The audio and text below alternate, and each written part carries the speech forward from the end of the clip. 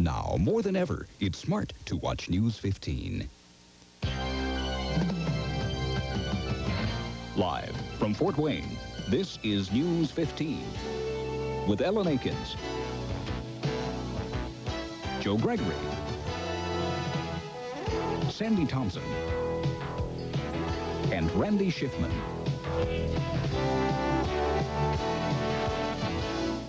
Good evening. For the first time ever, the United States and the Soviet Union have come to terms on an agreement to eliminate an entire class of nuclear weapons.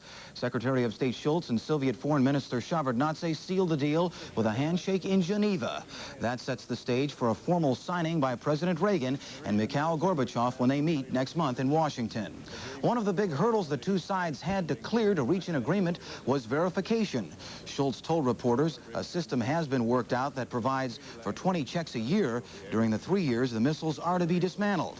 Both nations will then have an additional 10 years of monitoring each other.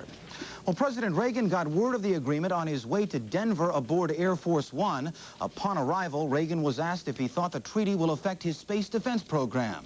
But the president insisted he won't bargain away Star Wars. In a speech in Denver, the president said scrapping the program would be too high a price to pay for an arms pact. Well, that superpower pact could have a tougher time in Washington than it did in Geneva.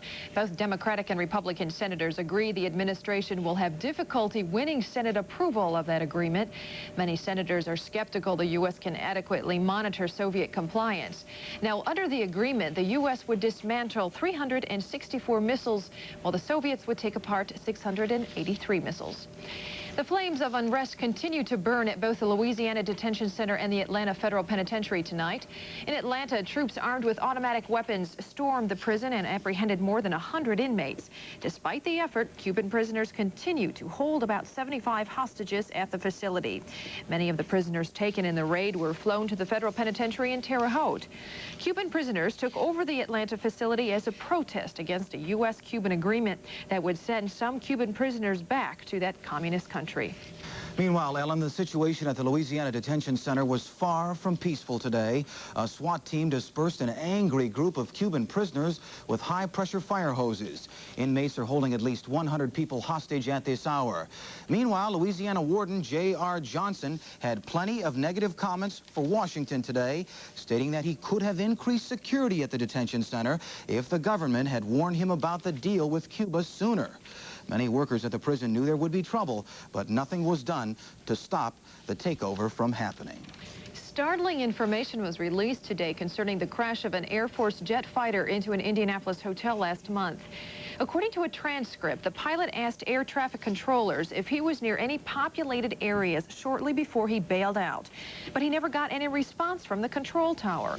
The plane then slammed into the hotel, killing 10 people.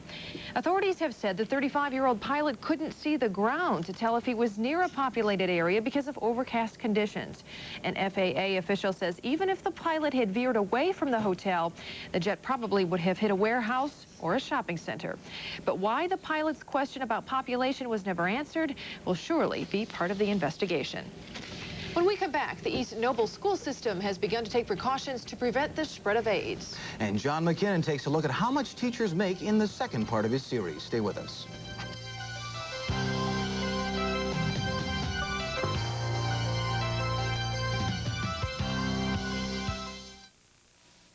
Don't be a Grinch. Get in the spirit of the season with the Wonderland of Wreaths, November 21st through the 29th. The Conservateers and WANE TV invite you to wander through a wonderland of over 100 beautiful wreaths and make a bid on your favorite. Adult admission $2, children 12 and under $1. It's all downtown at the Botanical Conservatory, a part of Holiday Fest, November 21st through the 29th. Men, we made it. Unload the ship. Hello, and welcome to New World. Oh, thanks. Great to be here. Fresh air, room to grow. Highland's pre-Thanksgiving midnight madness sale. Say what? People are coming from all around because Highland's going crazy, marking 5 to 40% off everything in every store.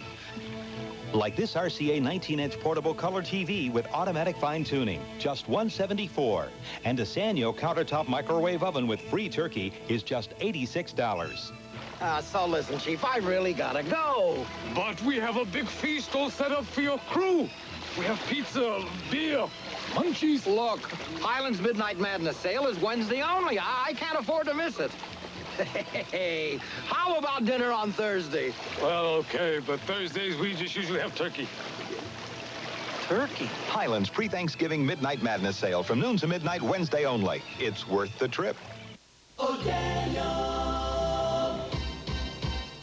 Oldsmobile, Jeep, Eagle. 3 great car lines, 1 great car dealer, the all-new O'Daniel. From luxury sedans to affordable family cars to 4-wheel drive fun. Come to O'Daniel for the best selection in town. Everything your car dealer should be. O'Daniel. O'Daniel Olds Jeep Eagle on Illinois Road just east of I-69. East Noble school officials are not taking any chances when it comes to the spread of AIDS. What are being called cleanup kits will be passed out to school personnel within the week. The kits contain gloves and disinfectants for use in cleaning up blood or other body fluids. News 15's Jeff Newmeyer has the story.